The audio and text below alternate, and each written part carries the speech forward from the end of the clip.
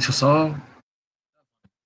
Bem, como já tinha me falado, meu nome é Marcelo Gadelha, né? Sou professor de Direito Constitucional 1, 2 e 3. Vou ter que repetir esse preâmbulo para justamente para os alunos que ainda que não vão ter a oportunidade de assistir essa primeira aula. Pois bem, em relação, né, esse dia de primeira aula, né, é um dia mais, digamos, para a gente se conhecer, para a gente se apresentar e também para conhecer um pouco de. Infelizmente, nós estamos ainda numa pandemia, né? E isso nos permite estarmos ainda conectados através das redes sociais, mas geralmente no primeiro dia de aula, em sala de aula, eu costumo fazer uma dinâmica para quebrar o gelo, né, com vocês. Alguns já se conhecem, mas muita gente aqui às vezes vem de transferência de outras faculdades. Muitos também pagaram o constitucional, não pagaram o constitucional 1, 2 e preferem pagar o constitucional 3, de acordo com a dinâmica e o preenchimento da carga horária, mas de qualquer forma, né, a gente, nesse primeiro dia, é um dia de informações preliminares, principalmente em relação ao conteúdo programático, né, em relação à bibliografia que nós vamos adotar e também aquilo que todo mundo fica interessado e quer saber, professor, como é que é a prova, né? A prova vai ser aberta, todo mundo, né, quando fala em prova, todo mundo fica preocupado, porque na realidade é a avaliação que chancela, né? Que dá a chancela para vocês seguirem o curso ou passarem na disciplina, né, serem aprovados na disciplina. Então, muitas vezes a preocupação é e a prova, e a nota, quando é que sai, professor? Pois bem, falando, né, em prova, mas antes disso vou falar da bibliografia. Quem me conhece sabe que eu tenho alguns autores que eu costumo, digamos assim, ter uma certa simpatia, né? É claro que a nossa disciplina, a nossa aula, ela sempre é feita com material disponível para vocês através aqui do ambiente virtual. Depois eu coloco lá no portal da faculdade, né, a apresentação em PowerPoint. Muitas vezes o assunto é mastigadozinho e as pessoas, né, os alunos costumam acompanhar a disciplina através do PowerPoint. Mas aqui, né, que necessitam de maior interesse, ou aqueles que, professor, eu estou aqui perdido em direito constitucional, gostaria de indicação de bibliografia, né? A gente sabe que hoje a maioria dos alunos, dos estudantes, quando se permitem iniciar um curso de direito, já pensam em fazer concurso público, né? Essa realidade mudou muito. Veja, eu me formei em colegial em 2000. Em 2000, a maioria dos meus colegas, na realidade, tinham o intuito de realmente de advogar, né? De fazer o curso de direito para advogar. Hoje, todo mundo quer passar um concurso público para ter uma certa estabilidade, para ter uma certa segurança do ponto de vista financeiro, e o concurso público lhe dá essa possibilidade, né, de ter uma vida estável, de ter um certinho, de ter, contar, saber com o direito certo, né. A advocacia já é algo muito mais dinâmico, né, você abre possibilidades, né, a advocacia, mesmo o mercado sendo extremamente disputado hoje, mas a advocacia lhe permite você almejar, digamos assim, ganhos talvez inimagináveis no que se refere a concurso público, né? O concurso público hoje ele é muito disputado. Eu já estudei 4 anos na fase pós-conclusão do curso, passei 4 anos estudando para concurso público. Bati na trave, passei em alguns, em seleção simplificada, mas passei em segunda fase de Ministério Público, passei em primeira fase de delegado, enfim, bati na trave em alguns, mas concurso público, na realidade, é uma vida, digamos, de muita abdicação, renúncia. E chega um certo ponto na sua vida em que você é questionado por você mesmo, por todos os familiares, por todas as pessoas que são em relação justamente à cobrança, ela é muitas vezes injusta de você próprio e dos amigos e dos familiares. Enfim, a carreira, né, solo de cada um muitas vezes é construída de acordo com as circunstâncias. Eu tive que voltar a trabalhar para ganhar dinheiro, nunca tive pai rico nem mãe rica. Portanto, principalmente o aluno de direito, aqueles que estudam à noite, geralmente são estudantes acadêmicos e trabalhadores, né? Muitas vezes trabalham, né, se esforçam para estar aqui à noite, cursando um curso de direito e trabalhando, porque se não trabalhar, não tem como pagar a mensalidade da faculdade, né? Eu sei bem o que é isso, porque eu também fui estudante trabalhador, trabalhava de manhã, de tarde e à noite para a faculdade, e sei como é duro você dar o terceiro turno, muitas vezes vem cansado com o problema do trabalho, e muitas vezes, principalmente as mães, professoras e estudantes, ainda tem que dar conta da administração, digamos assim, familiar, né, do lar familiar, que muitas vezes também ficam sobrecarregadas. Eu sei muito bem o que é essa realidade. Pois bem, voltando, né, sem transversar, falei que ia falar da bibliografia, mas já entrei na série de concurso público, já falei um pouco da advocacia. A advocacia realmente é algo promissor. Você pode, enfim, levantar voo, que é algo inimaginável no concurso público. Mas, enfim, falando um pouco da bibliografia, né, da boa noite a de Silvânia Dark, estou sem óculos. Nós já. Silvânia, ó, Silvânia. Deisivânia, professor, boa noite. Silvânia, boa noite, querida. Tudo bom com você, né? Silvânia, Bem, acho que costuma falar 1, 2 e 3, né, Silvânia? Oi? Você pagou comigo o constitucional 1 e 2, não foi? Foi, paguei. Já deve estar enjoada da cara redonda na tela, na sua tela do computador. Tô nada, professor. Pois bem, minha gente, olha, em relação à bibliografia, vamos lá, sem mistério. Eu costumo dizer, aqueles que querem realmente focar no concurso público, não percam o tempo. A hora para estudar para concurso público é essa e agora. Se deixar para começar depois, não vai começar nunca. O tempo passa, a vida é um sopro rapidamente, né? Enquanto tiver amanhã e você não começar, você vai sempre tergiversar, vai sempre encontrar uma dificuldade para começar a estudar para um concurso, né? Foco, né? Eu acho que, assim, professor, eu não consigo estudar porque é muita coisa. Veja, se você não consegue estudar 1 hora, estude meia hora. Se você não consegue estudar meia hora, leia 15 minutos e faça disso um hábito diário, permanente. A força do hábito, ela é fundamental, ela é importantíssimo naqueles que almejam realmente abraçar o direito e abraçar a vida acadêmica e principalmente um concurso público. A força do hábito, ela é essencial para você colocar isso como um objetivo princípio. Tem um livro muito interessante para aqueles que querem ler, né, não apenas livros ligados ao direito, mas eu recomendo um livro interessante que eu acabei de ler faz acho que 1 mês e meio, que é O Jeito Harvard de Ser Feliz. Minha gente, esse livro, eu acho que todo mundo deveria ler esse livro. É um livro fino, não é um livro grosso, é um livro de, sei lá, não dá 100 páginas, né? Mas é um livro extremamente interessante, que a gente chama de psicologia positiva, que lhe dá várias ferramentas, né? De acordo com que um professor da Universidade de Harvard, que é a melhor, se não uma das melhores do mundo, depois de várias pesquisas, ele expôs nesse livro o jeito Harvard de ser feliz, ou seja, a mudança de hábito que a gente que tem que ser feita na nossa vida em relação a várias coisas, né? E na passagem do livro, né, tem uma passagem que ele fala que é a lógica do círculo. O que é a lógica do círculo? O que é a lógica do círculo?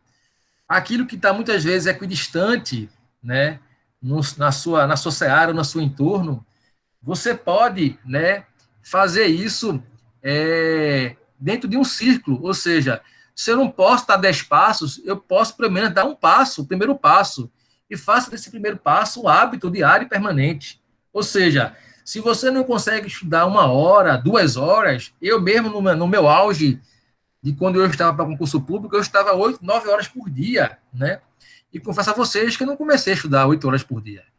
Eu estudava muitas vezes 1 hora e dava aquela angústia de ficar 1 hora sentado. Mas comecei a estudar meia hora, 1 hora, depois de uma semana, 1 hora e meia, 2 horas. E essa força do hábito, né, essa questão motivacional, essa mudança de atitude, me fez chegar justamente a estudar 8, 9 horas por dia, de segunda a sábado, viu? Não era de segunda a sexta, não. De segunda a sábado. E só tinha o domingo de lazer. Veja, eu já fui corredor, né? Já cheguei a correr 10 quilômetros. Hoje, eu só apenas pratico outro esporte, né? Pratico um esporte depois que adquiri 2 anos de disco, mas não foi da corrida. Mas eu comecei a correr, não conseguia correr 1 quilômetro, né? Corria 100 metros, parava, respirava, corria mais 100, depois 200 metros, depois 500 metros. Ou seja, tudo na vida você vai fazendo aos poucos e daquele pouco você vai criando um hábito, né? Muitas vezes os alunos chegam em semana de prova, professor, eu não tive condições de estudar, enfim, eu trabalho muito, não tive condições de ler nada, né? Minha gente, olhe, as dificuldades elas estão postas para todo mundo, né? Mas se você começar a criar a dificuldade como uma pedra irremovível nas coisas que você tem que fazer, você vai passar o tempo da vida se lamentando. E uma coisa que eu vejo, né, e que também já passei por isso, que é um processo de vitimização. Ah, tudo acontece comigo. Ah, eu sou a injustiçada. Ah, porque o meu colega tem uma vida privilegiada. É aquela lógica de achar que a grama do vizinho sempre é mais verde do que a nossa. Se a gente não tiver essa força, essa motivação, se a gente não mudar, não tiver essa perspicácia da mudança de hábito, a gente vai passar a vida todinha se lamentando, né, e vai entrar nesse processo de vitimização.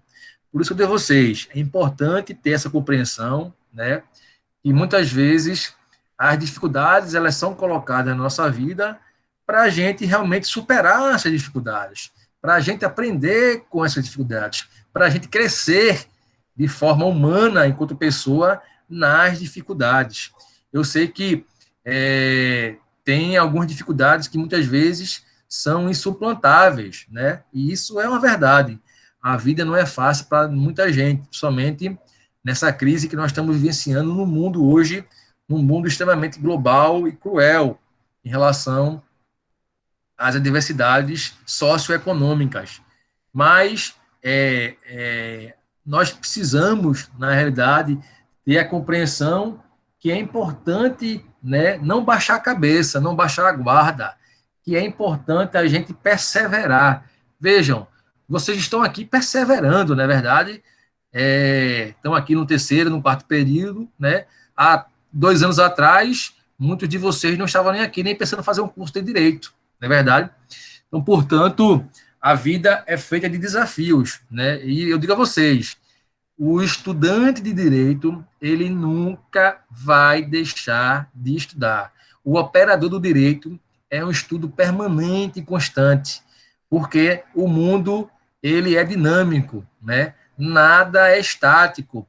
Se o mundo não é estático, as relações interpessoais, as relações sociais, elas não são estáticas. Se elas não são estáticas, os conflitos da sociedade surgem novas demandas da sociedade, onde é que entra o direito? Justamente para pacificar essas demandas e esses conflitos com a sociedade. Nesse sentido, o direito ele é uma ciência permanente, uma ciência sempre em ebulição, sempre acompanhando as transformações e as demandas da sociedade. Pois bem, dito isso, voltando da bibliografia, não estou esquecido da bibliografia. Vamos lá. Para quem diz, professor, eu quero começar a estudar para concurso público, eu indico Pedro Lenza. Por que Pedro Lenza? Porque Pedro Lenza é um livro extremamente mastigado, né? É um livro para quem já tem uma certa base ou quem, assim, quer fazer uma revisão meio que aprofundada. O livro de Pedro Lenza ele é muito atualizado, muito focado naquilo que as bancas, né, de concurso público exigem em prova. Então, é um livro bastante interessante. Outro livro interessante também para concurso público, inclusive eu tenho os dois, viu? Pedro Lenza, mas também é o livro de Marcelo Novelino com Dilei da Cunha Júnior, que é um livro também focado, os dois se reuniram, né? E fizeram um livro um pouco menos denso, né, do ponto de vista da doutrina dogmática, mais objetivo para concurso público. Então, o livro de Dirley da Cunha Júnior com Marcelo Novelino também é um livro interessante, certo? Professor, e o livro Eu Quero Ser um Especialista em Direito Constitucional. Quero fazer um mestrado, quero estudar, quero debater com os ministros do STF, porque não concordo muitas vezes com a decisão do STF, né? Discordo e quero sim debater e quero ser um especialista, quero ser, na verdade, um constitucionalista em direito constitucional. Pois bem, temos vários livros, né? Um livro, né, fundamental, interessante, é o livro inclusive um livro muito denso, é o livro de Gilmar Mendes, de Direito Constitucional. É um livro extremamente dialogmático, um livro extremamente interessante do ponto de vista do direito constitucional, e aí traz um apurado, né, de todos os julgamentos do STF já se debruçou com teses importantes. É um livro extremamente interessante, o livro de Gilmar Mendes. Outro livro também interessante, né, que é muito, digamos, muito cobrado, inclusive para quem faz carreira federal, é o livro deixa eu ver aqui, eu estou aqui de lado da minha bibliografia, é o livro de, cadê, meu Deus, daqui a pouco eu me lembro o nome dele, viu? É o livro de, rapaz, é da editora Método, estou me lembrando do livro dele, daqui a pouco eu me rememoro, minha gente. Outro livro também interessante é o livro de Marcelo Novelino, Sozinho, certo? E o livro também de Dilei da Cunha Júnior, da Juiz Pode Vir. Também é um livro interessante, o livro de Dilei da Cunha Júnior. Dilei da Cunha Júnior, para quem não sabe, é um juiz federal, e o livro dele é editado pela a Juiz Pode Vir. O livro que eu quero me falar sobre direito constitucional, deixa eu ver aqui, vou dizer para vocês agora, direito constitucional, e também é muito cobrado somente daqueles que querem fazer carreira jurídica, MPF, juiz federal. Só um minutinho aqui que eu vou digitar aqui, agora bateu um branco. Só um minuto, minha gente.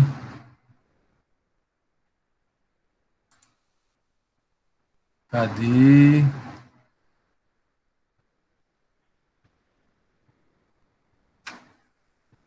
Sim, achei. José Alfonso da Silva, minha gente. Editora Método. É um livro já consagrado, né? Veja, na minha época, José Alfonso da Silva já era referência. Mas é um livro muito bem também recomendado para quem quer fazer carreira federal. E um outro livro também interessante, né? Que trata de temas, e aí, assim, para você ter um conhecimento, para você ter um plus, né? É o livro do curso de Direito Constitucional Contemporâneo do ministro Luiz Roberto Barroso, né? Vocês sabem que o ministro Luiz Roberto Barroso, né, junto com Gilmar Mendes, são os grandes constitucionalistas da Corte do STF, né? Barroso era professor também de Direito Constitucional no Rio de Janeiro, enfim, acho que com especialização em Harvard, com um currículo invejável. Ele com Gilmar Mendes são os grandes dois constitucionalistas da Corte, né? hoje, Celso Bandeira de Mello, Celso Bandeira de Mello também é, Celso, o ministro Celso, que se aposentou recentemente, também era, mas hoje os dois constitucionalistas do STF é o ministro Barroso e Gilmar Mendes. Pois bem, com essa bibliografia, vocês conseguem, no mínimo, vocês conseguem assumir e dar aula aqui no meu lugar, né? Gostaria muito de ter um aluno substituto para dizer, hoje a aula vai ser da aluna e professora Leileane, ou se não, do nosso caro Guilherme Alvino, ou talvez de Deus Ivânia. Enfim, com essa biografia, vocês conseguem realmente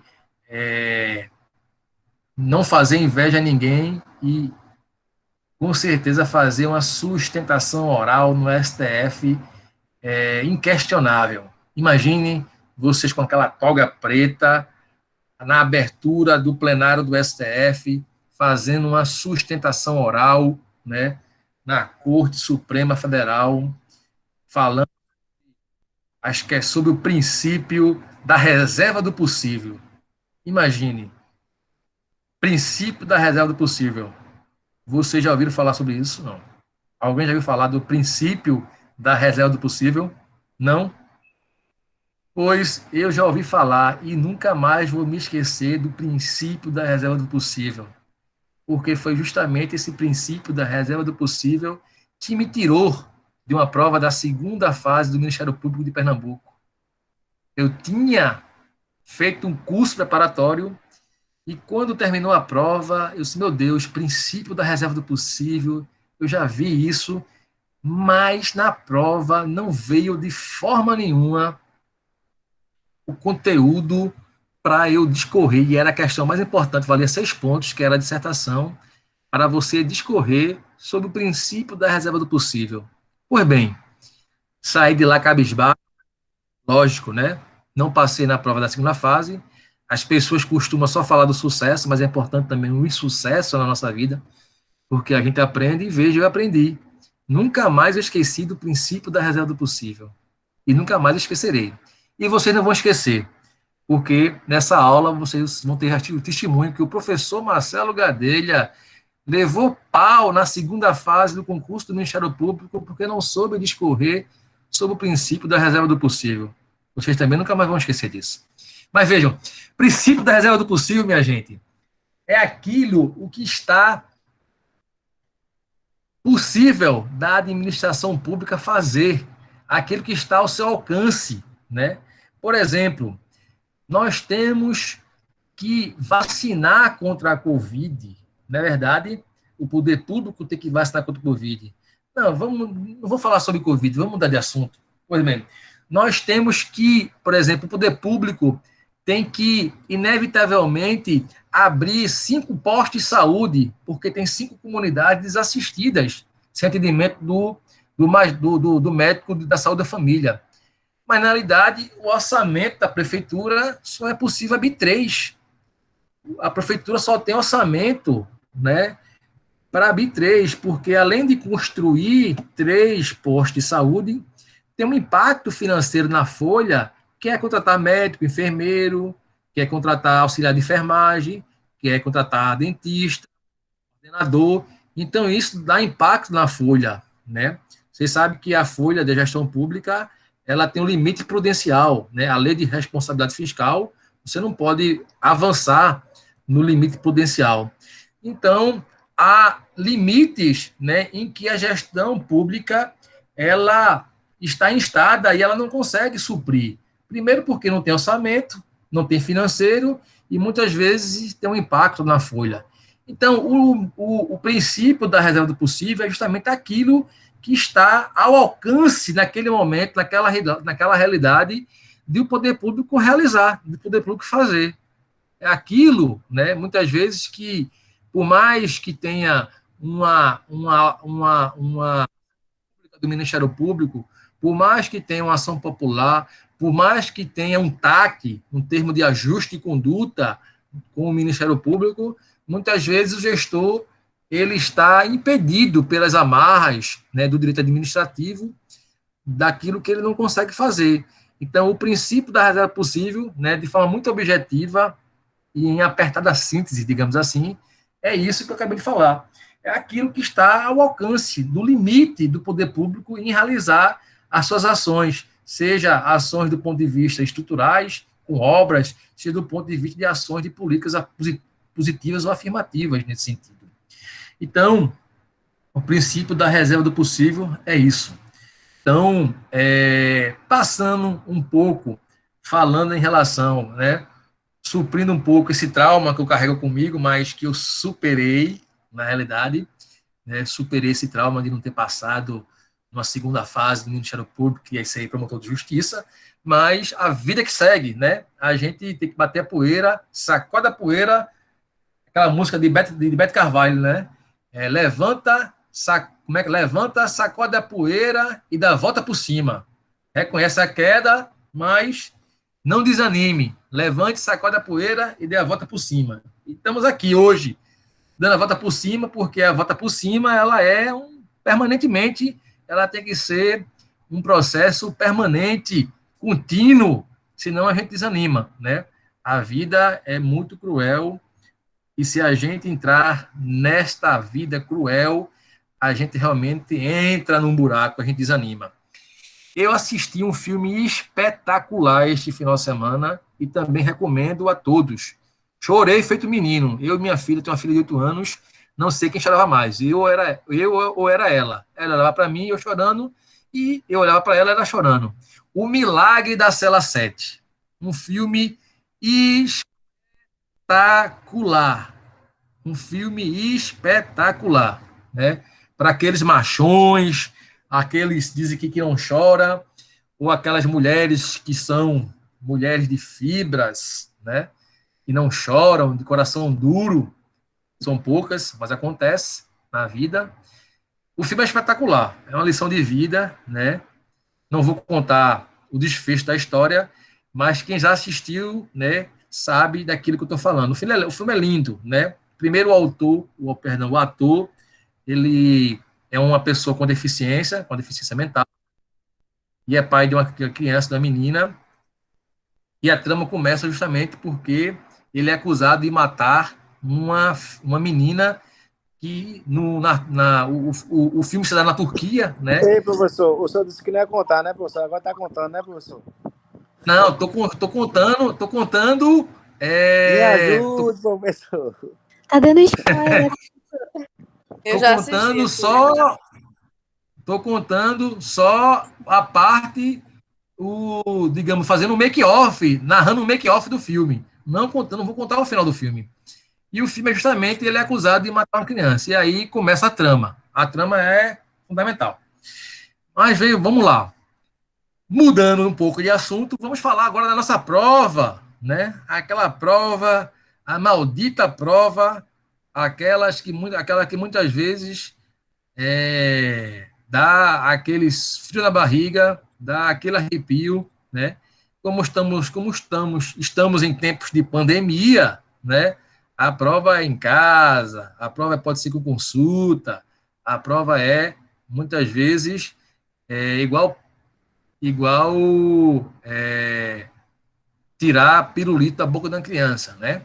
A prova é uma mamata, na realidade. Mas quem já me conhece, a minha prova ela é uma prova hoje, né? Ela, se fosse em sala de aula, seria diferente. Mas como estamos em tempo de pandemia, a minha prova é objetiva, né? Com 10 questões de marca. Geralmente você sabe, eu envio a prova junto com para vocês marcarem o gabarito, e vocês enviam um gabarito para mim por e-mail, eu corrijo e publico a prova, né? Então, a prova é sem estresse, é uma prova com 10 questões, de múltiplas questões, de marcar de A, B, C ou D, são 10 questões, você marca o gabarito e envia para mim, né? Então, a prova é tranquila. Geralmente, eu também costumo, às vezes, né, passar um trabalho ou passar uma videoaula para vocês assistirem. Quem já foi meu aluno, já passei, né, uma aula magna do ministro Roberto Barroso, falando sobre o STF, da importância do STF. É uma aula que eu recomendo principalmente a todos os alunos de Constitucional 1. Quem é meu aluno, quem já foi meu aluno, sabe E aí é fundamental, essencial, assistir essa aula magna do ministro Barroso, porque ela desmistifica muito a cabeça de vocês em relação do papel do STF, né? As pessoas criaram uma concepção equivocada do STF no Brasil em relação à nossa Corte Constitucional, né? Porque as pessoas não entendem o poder contramajoritário do STF. O STF não é apenas uma Corte Constitucional. Às vezes, ela é uma corte. Marisol está perguntando. Vou passar o link, Marisol, não se preocupe, tá? Que eu vou passar o link dessa aula magna do professor Barroso. O STF, minha gente, ela não é apenas uma corte constitucional. Ela é uma corte também política. Ela é uma corte contramajoritária. O STF tem um poder, justamente, de, muitas vezes, de estabilizar o ordenamento jurídico e também de estabilizar a democracia do nosso país.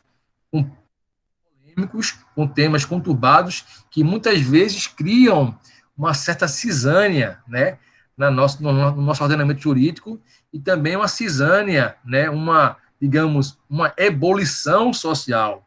Por isso que o STF muitas vezes tem que intervir nesse. E aí também tem uma vertente, né, daquilo que nós chamamos do ativismo judicial.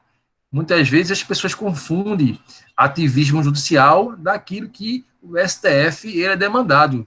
O STF nunca age, né? O juiz, principalmente o STF, nunca age de forma voluntária. Ele sempre é convocado, a se manifestar. E essa manifestação, muitas vezes, supre esse papel, né, do ativismo judicial. Então, eu estou cansado de pegar alunos do primeiro ano, perdão, de Constitucional 1, que chegam aqui querendo fechar o STF. Não, tem que fechar o STF, é tudo bandido, é tudo ladrão, né? Não é bem assim, não é bem assim. O STF é uma corte que a gente precisa entender o papel do Supremo Tribunal Federal no nosso ordenamento jurídico e na nossa democracia, né? Por incrível que pareça, os ministros que estão ali e por trás dos ministros, né, dos assessores, e muitas vezes os assessores que elaboram as decisões do STF são juízes federais, juízes estaduais, procuradores, que são convocados para atuar na corte. Então, quando você vê uma decisão de um ministro, não é apenas aquela vontade ou aquele conhecimento debruçado sobre o ministro. Muitas vezes, uma decisão era discutida com os auxiliares, com os assessores mais próximos dos ministros, e muitas vezes cada ministro tem um auxiliar ou um assessor específico para determinada área do direito, né? É impossível você saber de tudo, né? Ora, se eu vou discutir uma questão de direito marítimo, eu não vou colocar alguém que é especialista em direito trabalhista, por exemplo, ou em direito econômico, né? Se chega no STF uma questão importante sobre direito de família, eu não vou colocar alguém que é especialista no meu gabinete em direito tributário. Então, o STF, muitas vezes não, funciona dessa forma, funciona assim, tá? Então, é importante a gente também ter essa compreensão, porque muitas vezes nós temos uma posição extremamente equivocada do STF. Por isso que eu recomendo sempre essa aula magna do professor Barroso, porque ela é fundamental, é essencial, até para aprofundar o nosso debate, né? Até para a gente discutir de uma forma muito mais, digamos, equilibrada, ou com informações muito mais franqueadas nesse sentido. Porque, às vezes, o debate fica muito ruim quando você não tem a compreensão daquilo que você está falando, né? Eu acho que o estudante de direito ele tem que aguçar, claro, importante esse senso crítico, né? Aguçar esse senso crítico, mas que esse senso crítico seja embasado com fundamentações realmente importantes, né? Com fundamentações lógicas, fundamentações baseadas principalmente na ciência, né? Em tempos de negar a ciência jurídica, principalmente, ela é importante para, muitas vezes, legitimar o debate político no nosso país, né? Por favor, Posso discordar de você, de A, de B ou C, mas que essa discórdia seja fundamentada, né? Não em cima do relativismo ou não em cima do achismo, porque o achismo cabe tudo, né? No achismo cabe tudo, né? Cabe muitas vezes incongruência, cabe muitas vezes insensatez, cabe muitas vezes o senso que não é o senso comum, enfim, no achismo cabe tudo. Muitas vezes cabe, quando as pessoas não conseguem ser escutadas no achismo, cabe a gritaria e cabe justamente a falta de educação, né? Quando eu não consigo ser escutado, muitas vezes porque minha argumentação não é convincente, eu começo a usar o que alguns usam de forma muito, eu digo, desonesta, que é aumentar o tom de voz para que aquele que contra-argumenta de forma fundamentada não seja ouvido. Então, ouvir é importante e é essencial. Tem uma coisa tão interessante que eu costumo dizer, olha, depois, né, de uma certa idade, e eu já passei dos 40, já estou na fase dos entas, né, a gente começa a ter uma percepção muito diferente do mundo, né? E eu comecei a pensar em certas coisas que são importantes para o nosso para o nosso amadurecimento e para a nossa evolução como ser humano, né?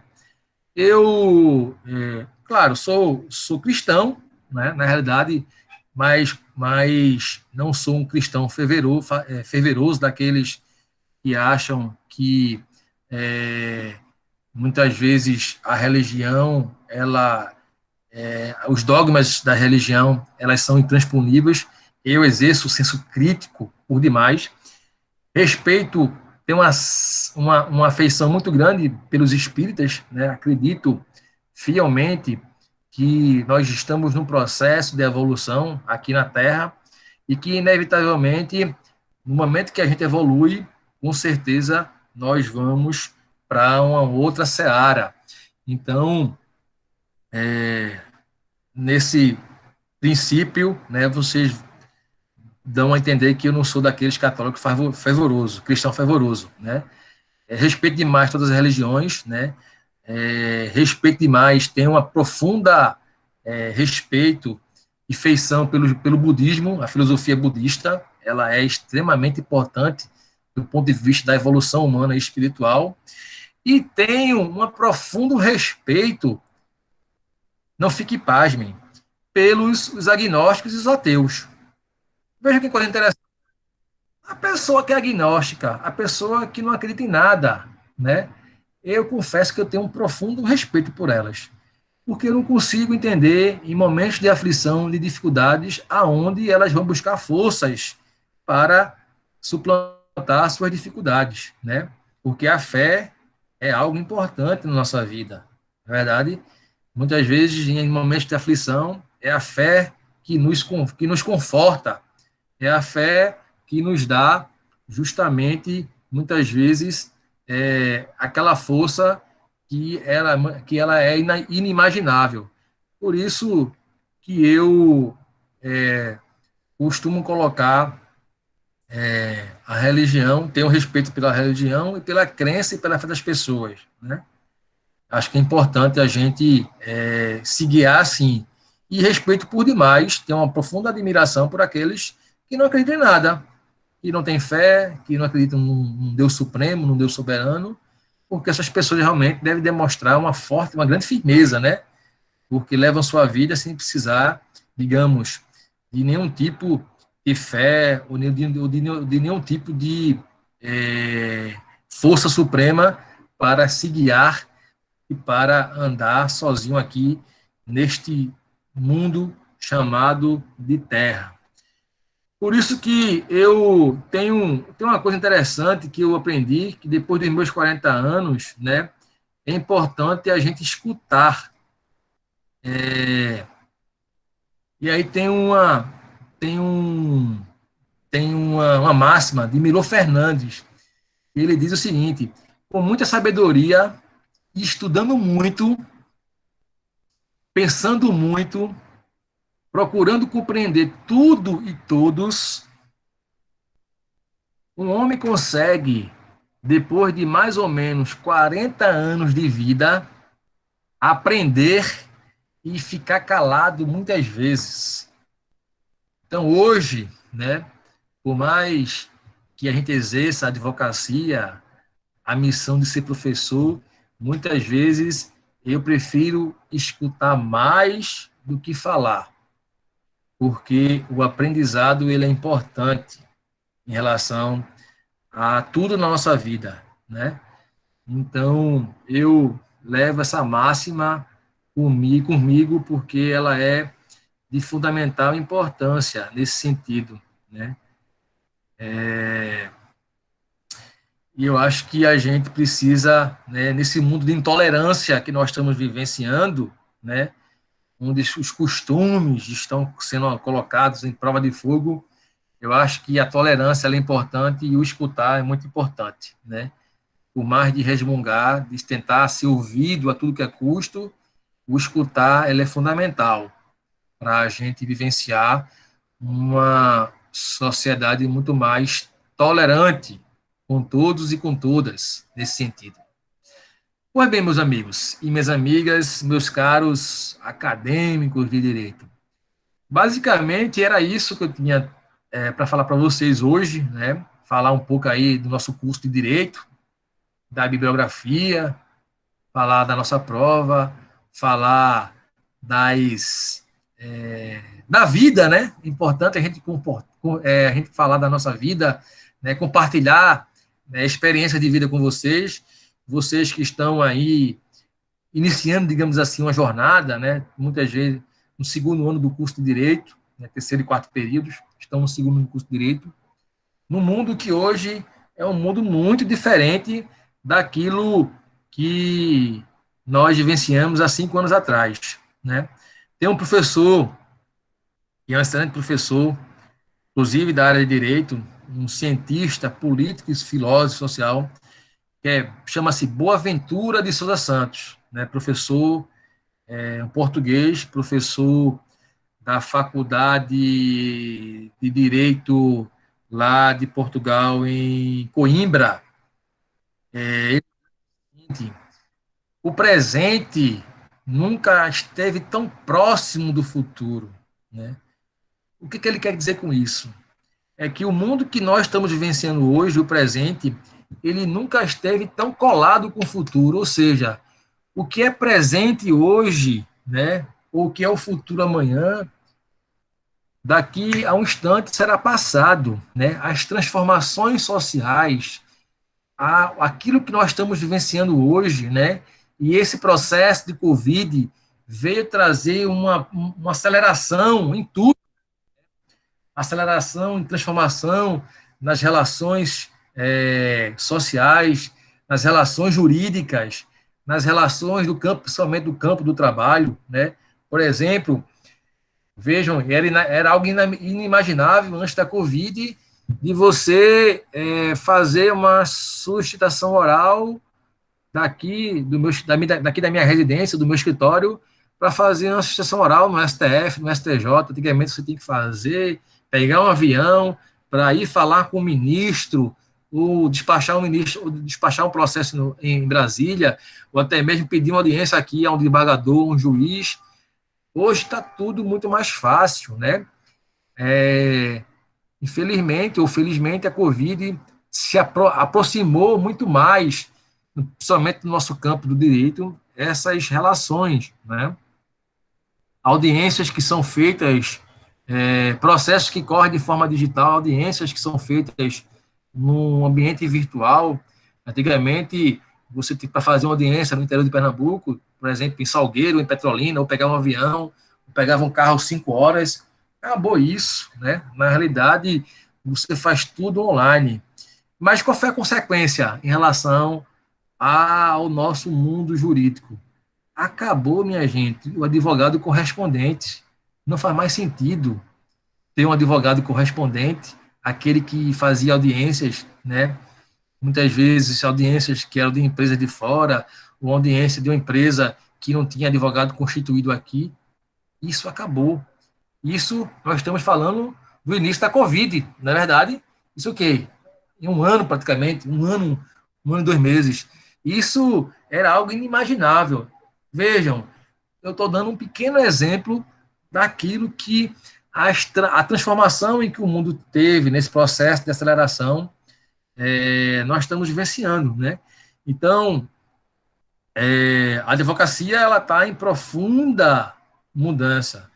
Nós temos hoje ferramentas com inteligência artificial, né, utilizada por grandes escritórios de advocacia, que um robozinho pega uma petição, ele já descreve toda a fundamentação, já descreve todo o raciocínio lógico dos fatos, já dá a fundamentação, já traz o pedido de acordo com aquilo que o juiz já julgou nas ações repetitivas. Nós estamos falando da inteligência artificial que tem interferência direta na nossa atividade enquanto operador do direito. Vejam que nós estamos vivenciando mudanças e transformações sociais que têm implicações no nosso mundo acadêmico e jurídico, né? O que chamam de advocacia 4.0, de novas ferramentas, né? Enfim, são dilemas e você, principalmente, que está ainda no início do curso, precisa estar atenado para direcionar ou redirecionar a sua vida acadêmica, né? Por exemplo, nada contra o direito do trabalho, mas, minha gente, eu não faço mais, né? Já advoguei muito tênue, mas já fiz advocacia trabalhista, mas não faço mais. Depois da reforma trabalhista, deixei de fazer direito do trabalho. Por quê? Porque, ao meu ver, para mim não faz mais sentido, né? Não faz mais sentido do ponto de vista financeiro, né? É claro também, né? Não quero aqui desmotivar ninguém, mas também nunca fui um apaixonado pelo direito do trabalho, né? Muito aquilo também você também tem que ponderar daquilo que você tem uma certa simpatia, daquilo que você tem uma certa empatia com o ramo do direito. Mas confesso a vocês que nunca fui um profundo admirador do direito. E também, após a reforma do trabalho, achei que não valeria mais a pena, fazer direito do trabalho. Então, não faço mais. Quando chega para mim, lá no escritório, eu repasso para um colega, indico um amigo, um colega, não faço mais direito do trabalho, por entender que não vale a pena. Para mim, não vale a pena. Enfim, então, a gente tem que estar preocupado justamente, atenado com essa dinâmica do direito, essas mudanças, né? Porque essas transformações sociais e jurídicas e as transformações, digamos assim, técnico-científicas, elas são avassaladoras. Então, o mundo hoje é muito mais acelerado do que era na minha época, enquanto eu me formei em Direito em 2000. Vocês estão vivendo um momento de extrema aceleração de tudo, né? E aí surgem novos ramos do direito, né? Como o direito de startups, o direito de marcas, de patentes, do direito material, enfim. Hoje nós temos outros ramos do direito que surgem, né? Muitas vezes promissores, e eu acho que a gente tem que ler e se debruçar sobre isso, né? Direito marítimo, direito do petróleo, direito energético, né? O direito à energia, para alguns que chamam, né? Compliance, enfim, tenho aí uma diversificação grande de novos temas do ramo do direito que estão surgindo, né? E a gente precisa estar atento a isso para redirecionar ou para direcionar o nosso estudo e nossa carreira acadêmica, né? Porque um dos grandes erros, né? E aí eu confesso a vocês que eu cometi e trago aqui um testemunho, de muitas vezes ter sido, né, porque está mais próximo, pelo um pai, pela mãe, ou pelo irmão, pelo amigo, de muitas vezes ter sido mal orientado e trilhado um caminho que eu poderia trilhar outro caminho que seria muito mais curto, o objetivo do alcance que você almeja e que você deseja. Muitas vezes a gente não tem, né, essa orientação, né, que é natural, né, e a gente fica malhando em ferro frio, né, no linguajar popular. Ou seja, muitas vezes a gente vai para um caminho que é muito mais complicado, cheio de pedregulhos, e que a gente sofre demais para conseguir enxergar um caminho muito mais próximo daquilo que a gente almeja. Então é isso, meus caros. Essa primeira aula é basicamente em cima dessa conversa preliminar, né? Hoje não teremos aula, assim, digamos assim, não adentraremos no assunto propriamente dito, é mais um bate-papo de conhecimento, né? Eu criei o grupo do WhatsApp e ali a gente consegue se comunicar de forma, digamos, momentânea, instantânea, né? Eu sempre que posso, né? Sou presente no grupo. Quem me conhece sabe que não respondo instantaneamente, mas sempre respondo. Nunca deixo uma resposta, nunca deixo uma pergunta ou uma indagação sem resposta, tá? Então, o grupo do WhatsApp ele é importante para a gente se comunicar. Sempre, isso é uma coisa importante. O link, né, da aula do Google Meet é o mesmo, tá? Esse link que vocês entraram hoje é o mesmo até o final do semestre, né? Então, a aula, esse link que vocês entraram hoje, é o mesmo link até o final do semestre, não precisa de link novo. Então, guarda esse link já está no grupo do WhatsApp, é só entrar, a aula será sempre às 19 horas, né? Com alguma tolerância, às vezes, tolerância de 5 minutos, e a gente vai justamente caminhando nessa aula, nessa disciplina que é o direito constitucional. É uma disciplina extremamente apaixonante, extremamente importante para a gente ter uma noção do todo do direito enquanto ciência jurídica, né?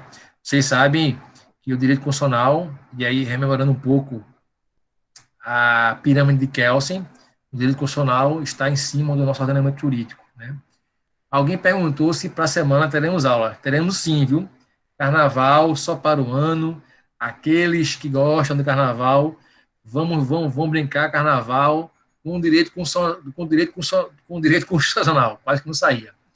Pode se fantasiar de Rima Mendes, de Barroso, pode se fantasiar da ministra Ellen Grace,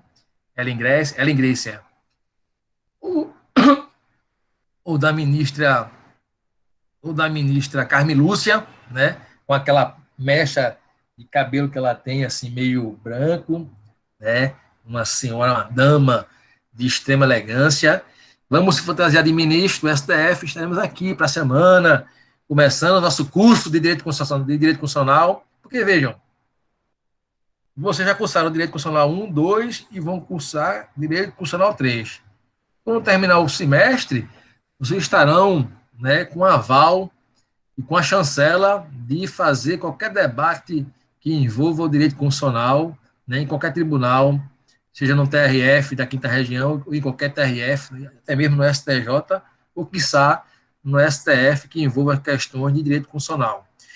E eu costumo trazer, para quem não me conhece, muitas vezes decisões atuais do STF para a gente discutir e debater em sala de aula, né?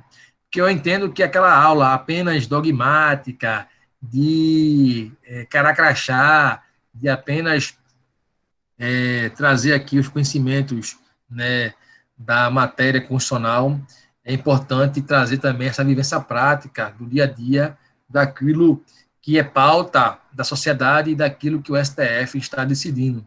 Então, muitas vezes eu trago decisões do STF para a gente discutir em sala de aula e debater. Assim, entende a dinâmica e a aula fica muito mais atraente, né? Quem me conhece sabe que eu gosto e muito de um debate em sala de aula, né, para vocês vivenciarem o direito constitucional, pelo menos aqui nesse ambiente virtual em sala de aula.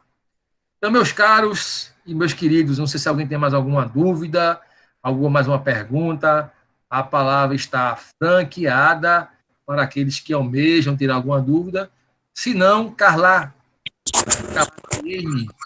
Professor, Pode falar, Sandro Aires. boa noite a todos. Boa noite, Só querido. para lembrar aí o link da palestra que o senhor falou, de Certo. ministro. E do filme também, viu? Vou colocar no grupo do WhatsApp, certo? Aqueles que ainda não adentraram no grupo do WhatsApp, o link está no portal, o link do grupo do WhatsApp está no portal, como também o link daqui, né, da aula de hoje. Então, eu vou colocar o link, vou colocar lá no WhatsApp, aqueles que desejarem, vale a pena assistir essa aula magna de Barroso, aula extremamente interessante, né? A gente se aprofundar nesse debate. Ok? Professor, Então, minha gente, pode falar, Professor? Marisol. Pode falar, estou ouvindo, querida. se você puder colocar aqui, eu agradeceria, porque eu estou sem o WhatsApp por enquanto. Meu celular quebrou e está no conserto. Certo. Se desse para Certo. colocar aqui, ou então, sei lá, a próxima aula colocar aqui. Deixa eu ver, porque o link eu vou procurar. Eu não tenho link aqui agora. Mas eu vou Certo. procurar. Você tá sem telefone, é isso? É, tô sem celular por enquanto. Certo. Aí acho que vai demorar Então, um pouquinho para o celular voltar do conserto. Por isso tá, que eu tô... então, mas eu posso colocar lá no portal, então, ou senão você pode também deixar seu e-mail, eu mando para o seu e-mail, então, se você quiser. Tá, qual é o que for o melhor para você? Pode colocar no portal ou o meu e-mail. Então, se você quiser, pode passar seu e-mail aqui pelo chat, que eu copio, colo e mando para você, via e-mail. Certo. Obrigada. Certo? Você não coloca no portal, você sabe. De nada, querida.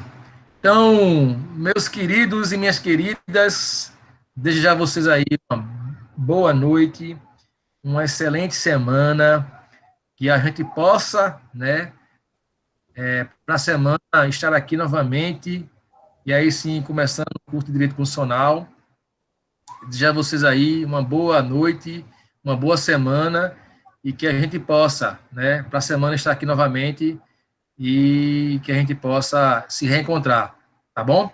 Então, uma boa noite a todos e a todas, fiquem com Deus, e nos veremos na semana.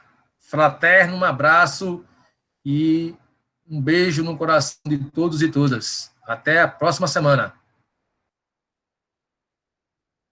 Boa noite. Professor, boa noite. Boa noite. Boa noite, querida.